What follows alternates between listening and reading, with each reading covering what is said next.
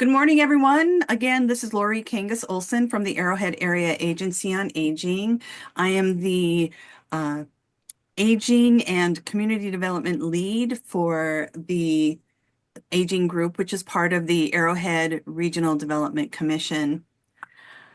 I am joined today with my colleague Linnell Hansen, who is managing technology from behind the scenes.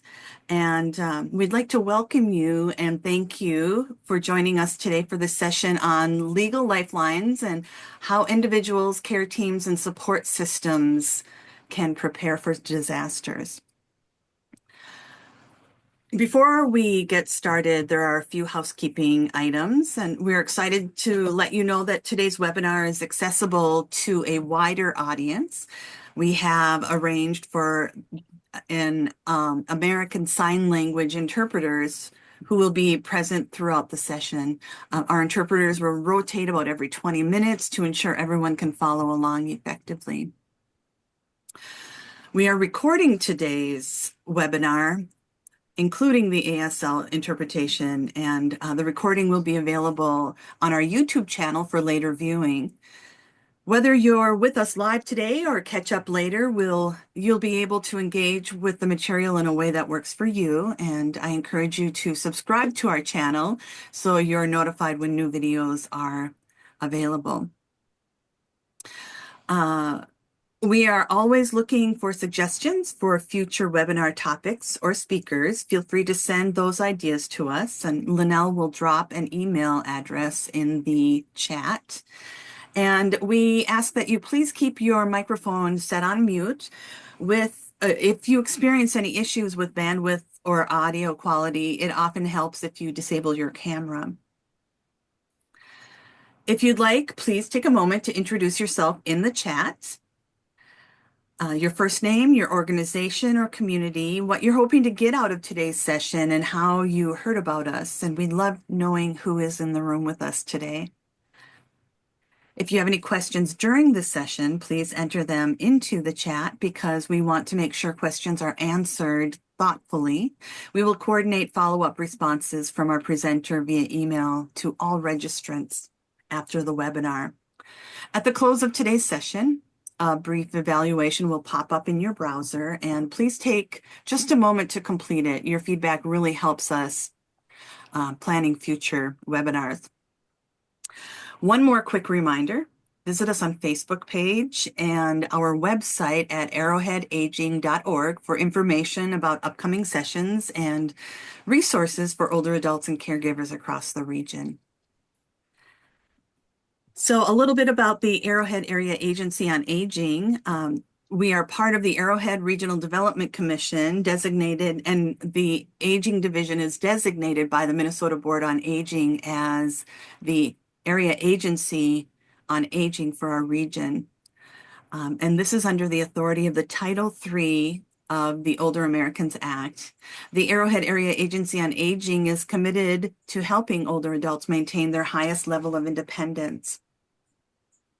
Area agencies on aging are regional organizations that connect older adults with and their families to the services, supports, and information they need.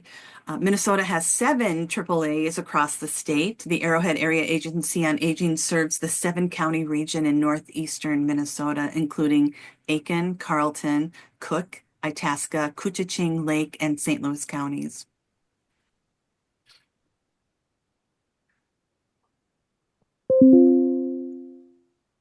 We do have a land acknowledgement, and I would like to read this to you today.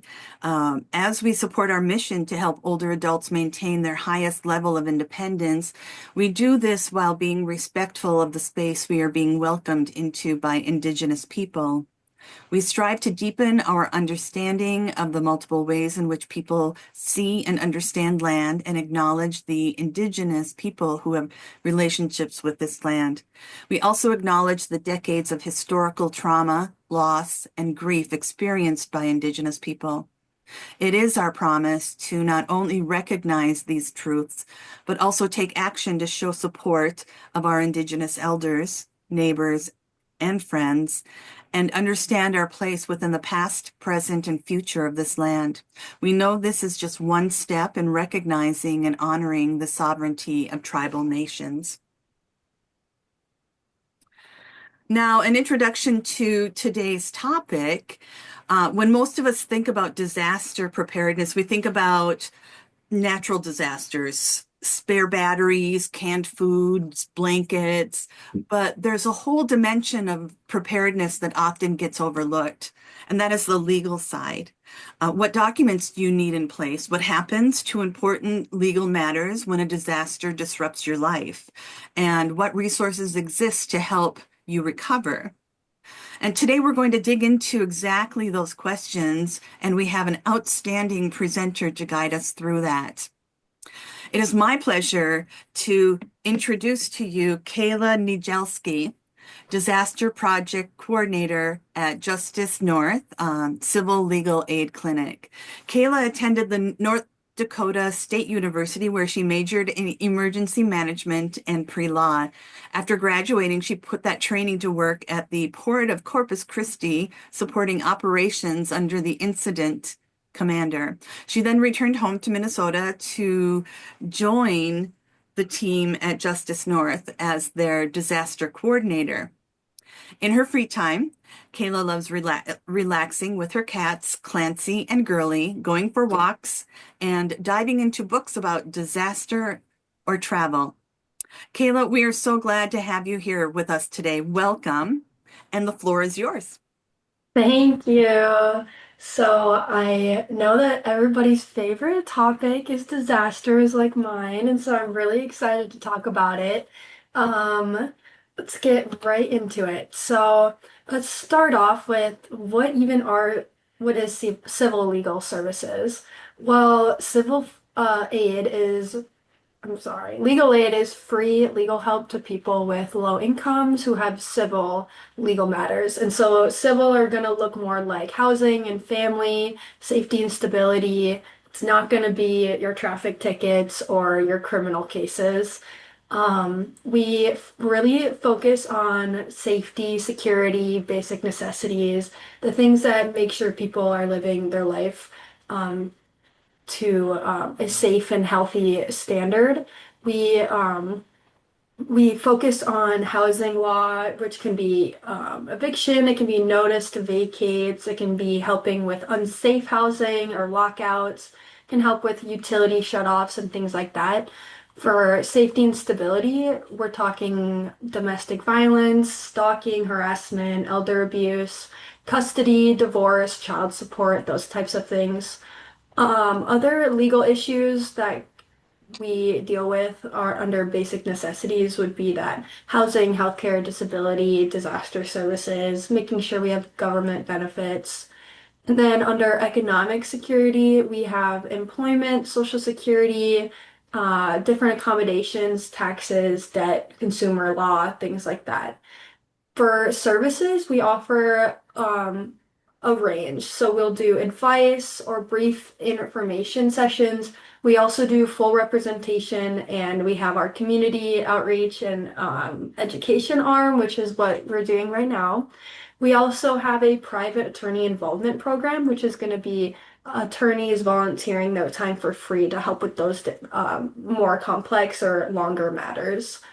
We also have a justice bus, which is our mobile intake unit, which means that we can meet clients where they are. We can drive out to any space, and it has a computer, a printer, it has Wi-Fi, and it has a generator. So in the case of a disaster, we can really drive out and be there where people are. And legal aid is about dignity and basic human rights, but it's also about justice for all, not just those that can afford it. Since January 1st of this year, Justice North merged with Legal Services of Northwest Minnesota. And so instead of breaking out our resources, we've merged. And so now we cover 35 counties in northern Minnesota. And we have offices in Moorhead, which is where I'm at, Duluth, Virginia. We have one in Pine City, Grand Rapids, Brainerd, Bemidji. I already said that. Alexandria, and I think that's all of them. Yep. And so our income guidelines are generally up to 200% of the federal poverty guidelines, but there's a lot of avenues for different situations. This can be eligibility is determined based on household income, assets, disability, conflicts. And for seniors specifically, I know that there's a lot of different waivers and avenues to go down to make sure that we can provide services when necessary. So, what's a disaster? A lot of us think tornadoes or hurricanes, and it can be a lot more than that. Technically, the definition is a sudden, unexpected external event which causes negative impact to our clients and community. These can look like mass casualty incidents. It can look like, on a more local scale, it can look more like building condemnations. It can look like structure fires, layoffs, or even biological events. We think COVID with our pandemic, and we can also think of disaster in a more broad sense. So I like to say that poverty is a disaster. I also like to bring up droughts and more long-term climate issues that can take a while to show up, but will impact our most vulnerable populations.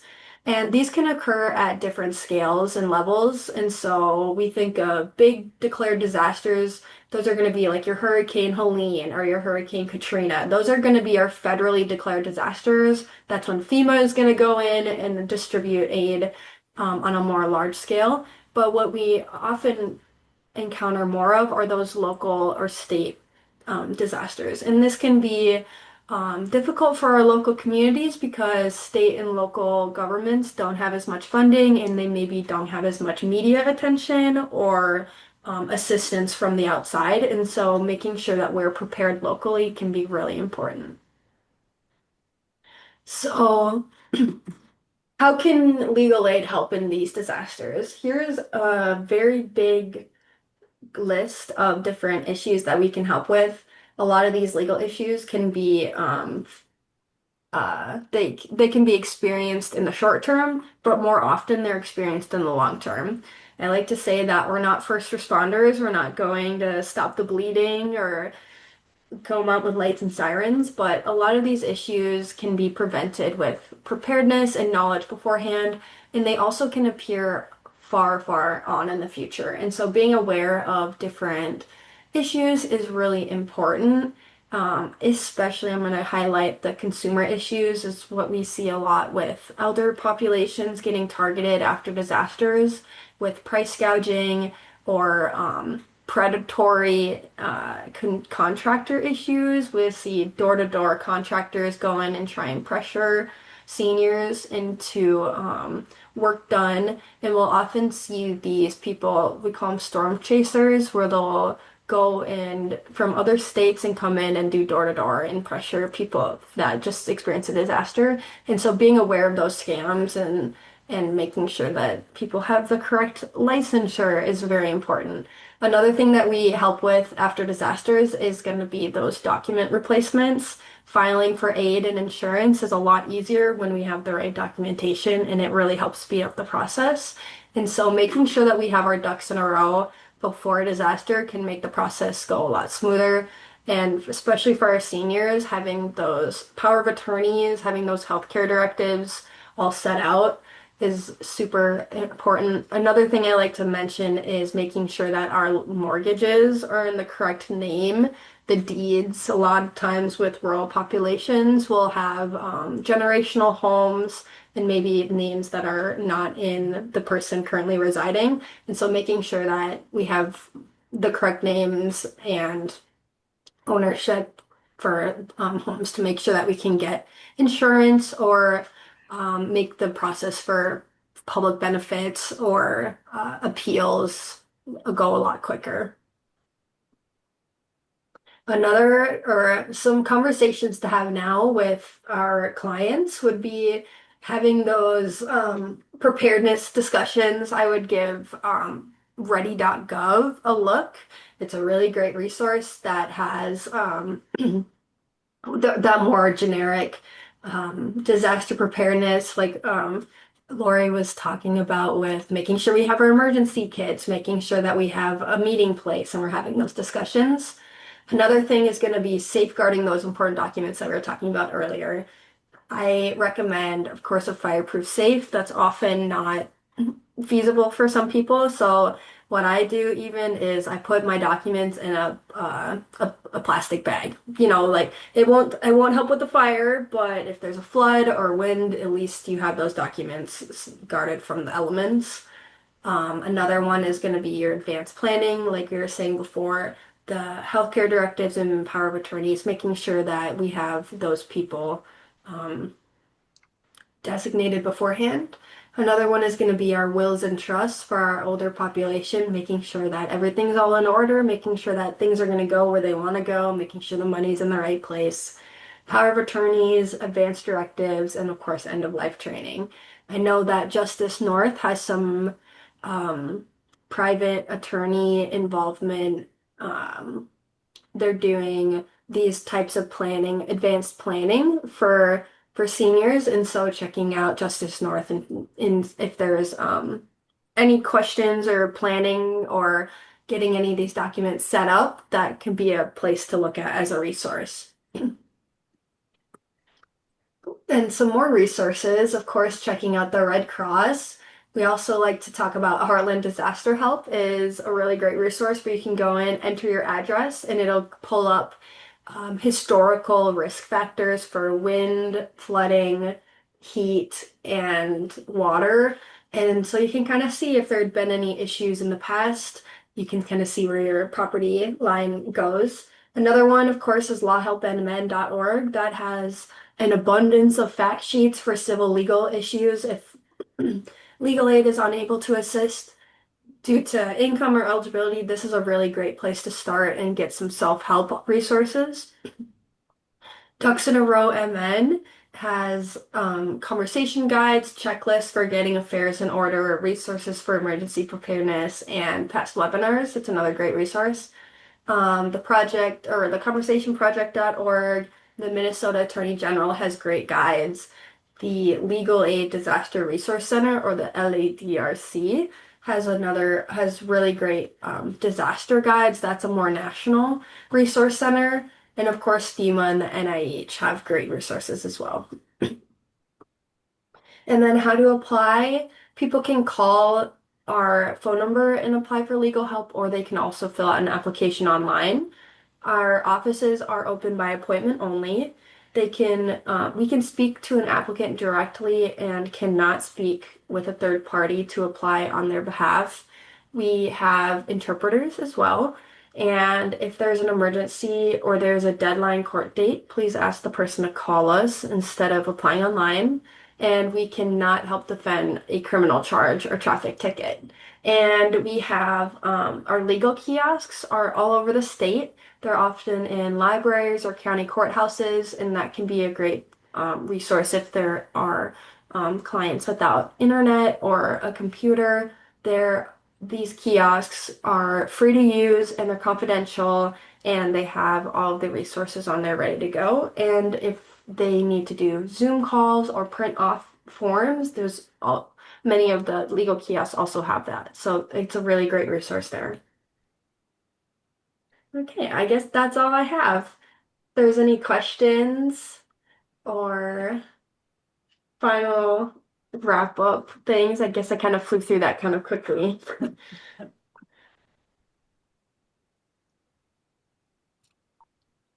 Are there any questions?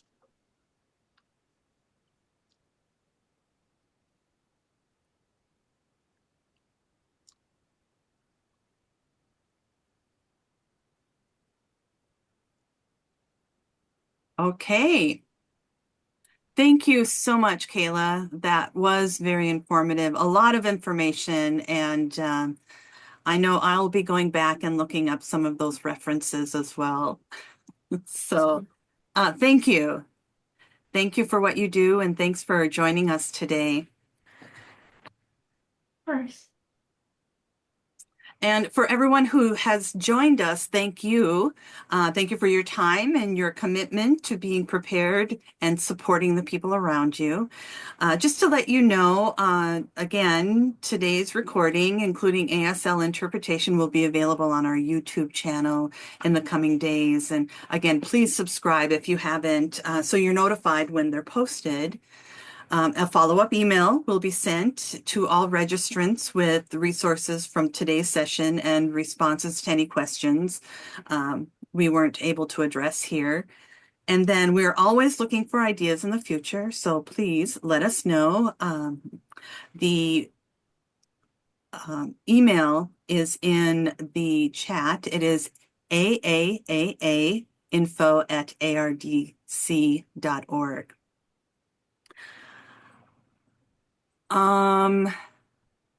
Can you go back one slide, please? Thank you. Just to let you know, we're taking July and August off, and our September webinar is Understanding Substance Use in Later Life. That's on September 16th. October 21st is Understanding Hearing Loss in Later Life. And then on November 18th, it's Within Reach, a Guide to Veterans' Benefits in Later Life. And again, thank you so much for joining us. And thank you, Kayla. And take good care of yourselves and one another, and hope to see you in one of our upcoming webinars. Have a wonderful Wednesday, everyone.